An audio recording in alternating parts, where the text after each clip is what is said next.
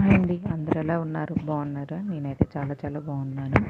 ఈరోజు పిల్లుల మ్యూజియం గురించి తెలుసుకుందాం. అది ఎక్కడుందో తెలుసుకుందాం. అదండి ఎవరు ప్రదర్శించారనేది తెలుసుకుందాం. ఇలాంటి మరిన్ని విషయాలు తెలుసుకోవడానికి ఈశ్వర్ మైత్రి 321 వ్లాగ్స్ని సబ్స్క్రైబ్ చేయండి. అయితే ఇంకా వీడియోలోకి వెళ్ళిపోదాం. ప్రపంచంలోనే వింత వింత మ్యూజియంలు ఎన్నో ఉన్నాయి. మలేషియాలోని ఈ పిల్లుల మ్యూజియం కూడా అలాంటిదే. మలేషియాలో కుచింగ్ నగరంలో ఉంది. ఇది కుచింగ్ నార్త్ సిటీ హాల్ యాజమాన్యంలో దీనిని 1993లో నెలకొల్పారు. పిల్లులకు సంబంధించిన ప్రకటనలు, అరుదైన జాతుల పిల్లుల చిత్రపటాలు, ఫోటోలు వంటివి అబ్బురపరుస్తాయి.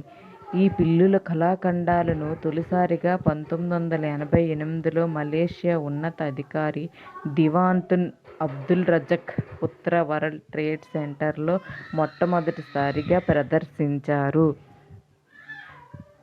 తర్వాత కుచింగ్ నార్త్ సిటీ హాల్ యాజమాన్యం వీటిని సొంతం చేసుకుని నార్త్ సిటీ హాల్ దిగువ అంతస్తులో శాశ్వతంగా ఈ పిల్లుల మ్యూజియంను ఏర్పాటు చేసింది.